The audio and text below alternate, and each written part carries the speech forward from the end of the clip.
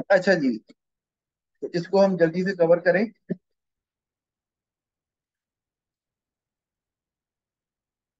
जी, तो इस पे हमने बात कर दी है, आप पढ़ लीजिएगा, और कोई प्रॉब्लम हो तो मुझे बताइएगा। अच्छा, फिर द आर्गुमेंट्स अगेंस्ट प्रोटेक्शनिज्म। अच्छा, अब ये भी है, पेपर में बिल्कुल आ सकता है सवाल। 12 नंबर में तो यकीनन आ जाता है ये, कि प्रोटेक्शनिज्म नहीं होनी चाहिए, पहले था होनी चाहिए, ये नहीं होनी चाहिए। अब ये रीजन यही देख लें, डिटेल पे मैं नहीं जा रहा, वो आप खुद ही पढ़ लीजिएगा, ताकि आपको, ये वैसे भी आखिरी टॉपिक ही है इसका।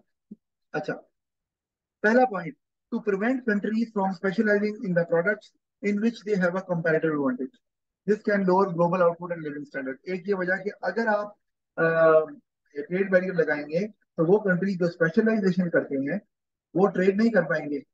इसका मतलब है, वो जो हमने पढ़ा था, जो एब्सोल्यूट एडवांटेज का फायदा होना था, जो कंपैरेटिव एडवांटेज का फायदा होना था, जिससे वर्ल्ड आउटपुट बढ़नी थी, दोनों मुल्कों को फायदा होना था, वो नहीं हो। ठीक है। अच्छा, इस तरह से एक और बात, जब आप इंपोर्ट्स को रोकते हैं, मेन मकसद तो इंपोर्ट्स को रोकना ही होता है ना, तो लोकल जो प्रोड्यूसर होते हैं वो कंप्लेसेंट हो जाते हैं। अच्छा, अब तो हमारा मुकाबला ही नहीं है इंपोर्ट से, पर ठीक है, इजी हो जाओ, तो वो रिलैक्स हो जाते हैं, बल्कि वो बजाय इसके कि वो अपनी क्वालिटी को बेहतर करें, वो और रिलैक्स हो जाते हैं कि क्वालिटी यार खैर, अब प्राइस बढ़ाओ क्वालिटी कम करो, कोई चक्कर नहीं है, क्योंकि अब इंपोर्ट्स आइटम तो आ नहीं रही, गवर्नमेंट हमें प्रोटेक्ट कर रही है। तो ये उल्टा इफेक्ट भी बाद हो जाता है। फिर कंज्यूमर का, जैसा मैंने बताया, इम्पोर्टेड आइटम जब मार्केट से निकल जाएंगी, तो कंज्यूमर्स के पास चॉइस कम हो जाएगी, और वो अपनी नीड्स और वांट्स को बेस्ट सेटिस्फाई नहीं कर सकेंगे, क्योंकि उनको वो चीज अब नहीं मिलेगी जिससे उनकी नीड्स जो है ना वो फुलफिल होती है ना, बेस्ट पॉसिबल होती है। फिर एक और बात, भाई जब आप बैरियर लगाएंगे, तो अगला भी तो लगाएगा ना, दूसरा मुल्क भी लगाएगा बैरियर। ठीक है। तो फिर आप ट्रेड नहीं कर पाएंगे, इसका मतलब है स्पेशलाइजेशन भी नहीं होगी। तो फिर आप एक प्रोडक्ट को जो लार्ज स्केल पे प्रोड्यूस करते थे और इकोनॉमी ऑफ स्केल अचीव करते थे, वो अब नहीं होगा। ठीक है, क्योंकि लार्ज स्केल पे तो क्यों आप प्रोड्यूस करते थे, कि अपने मुल्क की जरूरत भी पूरी करेंगे और इंटरनेशनल मार्केट में भी सेल करेंगे। अब जब इंटरनेशनल मार्केट में आप नहीं सेल कर पा रहे, तो फिर आप उसका स्केल छोटा कर देंगे। जब स्केल छोटा करेंगे, यानी कि प्रोडक्शन कम करेंगे, तो फिर इकोनॉमी ऑफ स्केल अचीव नहीं होगा।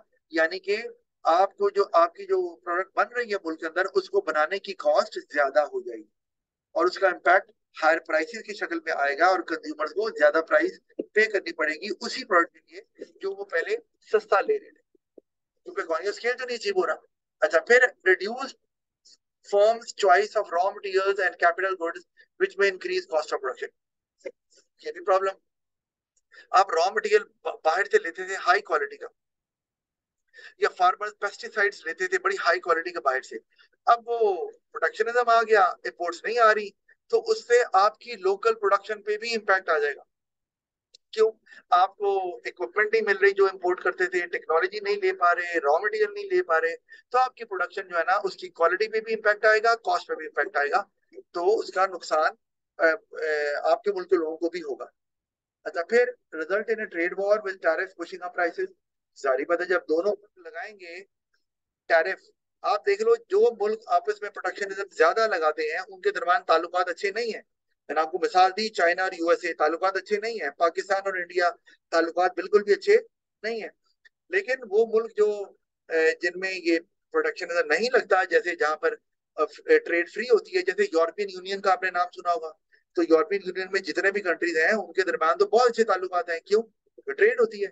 याद रखिए, ट्रेड जो है ना वो एक सोर्स है दो कंट्रीज के दरमियान फ्रेंडली रिलेशनशिप का, क्योंकि दोनों कंट्रीज को पता होता है कि what we are gaining from that trade. तो जब वो ट्रेड बंद होती है, तो फिर दुश्मनी बढ़ती है। ट्रेड तो बंद होके नुकसान होता ही होता है, आपके पॉलिटिकल रिलेशन जो है ना वो भी अच्छे नहीं रहते, और टेंशन बढ़ जाती है बॉर्डर पे। और फिर उससे क्या होता है, आपको ज्यादा बजट एलोकेट करना पड़ता है बॉर्डर पे, जैसे कि पाकिस्तान को करना पड़ता है। और जो गवर्नमेंट खर्चा कर सकती है बाकी चीजों पे, हेल्थ केयर पे, या एजुकेशन पे, या इंफ्रास्ट्रक्चर पे, या पब्लिक गुड्स पे, या मैरिड गुड्स पे, वो फिर खर्च नहीं कर पाते। तो ये है इसका रीजन। अच्छा, ये देखें, हमने इस चैप्टर को खत्म कर लिया है, और अब ज्यादा कुछ रह नहीं गया, बहुत थोड़ा ही है, लेकिन वो मैं कोशिश करूंगा आपको समरी की शक्ल में ही बताऊं, इतना मुश्किल नहीं है। अच्छा, सर ग्राफ भी बता दें प्लीज। हाँ हाँ, अभी ठहरो, अभी बंद नहीं कर रहा। अच्छा, तो अब ये ना, आगे है what is the country balance of payment. अच्छा ये मैं ना, आप भी बैलेंस ऑफ पेमेंट आपने पढ़ा हुआ है, ओ लेवल में भी कोई तरह प्रॉब्लम नहीं था, लेकिन मैं इसको जरूर एक्सप्लेन करूंगा। पर्टिकुलरली ये कैपिटल और फाइनेंशियल अकाउंट क्या होते हैं, इसके बारे में बात मैं करूंगा। अकाउंट्स क्या है, अच्छा, और बाकी इसमें डेफिसिट करंट क्या होता है ये मैं आपको बता दूंगा। तो ये कोई इतना मुश्किल चीज नहीं है जो कि और ये भी खत्म हो जाएगा। और फिर हमारे पास जो है ना वो एक्सचेंज रेट, जो कि समझने वाला आखिरी चीज है। तो मेरे ख्याल हार्डली और 2 क्लासेस मैक्सिमम लगेंगी जिसमें हम ये काम कर लेंगे। और राइट, अच्छा अब जो है ना वो आ जाते हैं वो जो अबीरा कह रही है कि सर वो बताएं एक्सपोर्ट सब्सिडी। अच्छा ये मैं और इसको, बासने ग्राफ के अलावा तो कुछ नहीं कराना ना अभी आपने फिर। हाँ नहीं और नहीं कुछ, बस यही, बाकी 2 क्लासेस और लगेंगी, खत्म हो जाएगा। फिर हम सेक्शन ए के क्वेश्चन करेंगे जो कि अभी तक हमने नहीं किए हुए, और फिर बाकी भी क्वेश्चन देखेंगे पेपर के।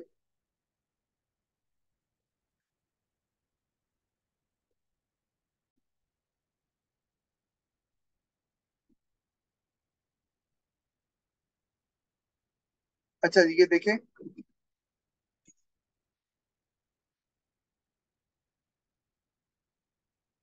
असल सॉफ्टवेयर को पता नहीं क्या हो गया, उसे खुलता ही नहीं वो। अच्छा खैर नहीं बची।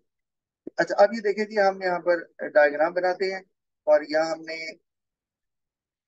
ये डोमेस्टिक डिमांड है, और ये सप्लाई है हमारी डोमेस्टिक। ठीक है जी। अच्छा अब ये डोमेस्टिक सप्लाई आ गई, तो अब जब गवर्नमेंट सब्सिडी देगी तो क्या होगा, एक्सपोर्ट सब्सिडी देगी, तो इसका मतलब है कि आपकी जो एक्सपोर्ट्स हैं, 2 काम होंगे। एक तो ये कि आपकी जो प्रोडक्ट्स हैं वो ज्यादा कंपेरेटिव हो जाएंगी कंपेयर टू इम्पोर्टेड आइटम्स जो आपके मुल्क में आ रही है। तो इम्पोर्टेड आइटम ऑफ कोर्स वो तो चली जाएंगी। अच्छा दूसरा काम क्या होगा कि आप इंटरनेशनल मार्केट में आपकी चीजें सस्ती होंगी compare to other countries item जो कि वहां पर मौजूद है। अच्छा अब जब सब्सिडी देंगे तो आप जो डोमेस्टिक प्रोड्यूसर है वो क्या करेंगे, वो सप्लाई बढ़ा देंगे। ठीक है। अच्छा सप्लाई बढ़ाएंगे तो उससे क्या होगा, उससे इसका मतलब है सप्लाई बढ़ाई है, प्राइस कम हुई हुई है ना, सब्सिडी जो दे रहे हैं। जिस तरह यस सर। माइक्रो जिस तरह माइक्रो में होता है, ये प्राइस थी पहले ना, तो अब वो इस प्राइस पे बिक रहा है। जो डोमेस्टिक प्रोड्यूसर्स हैं वो जो एक्सपोर्टेड आइटम्स हैं, एक्सपोर्टेड प्रोडक्ट्स हैं, उनको वो इस प्राइस पे बेच रहे हैं। और क्वांटिटी ऑफ कोर्स एक्सपोर्ट जो है वो मुल्क की जीडीपी में भी ऐड होती है। मतलब प्राइसेस कम हो गई और आपने ज्यादा कर दी अपनी डोमेस्टिक प्रोडक्शन, जिसमें से लोकल जो डिमांड है उसको भी मीट करेंगे, और जो वर्ल्ड की डिमांड है आप उसको भी मीट करेंगे। अच्छा अब मैं अगर यहाँ पर बना दूं, लेट्स से यहाँ पे, अच्छा कलर कोई और ले लेता हूं।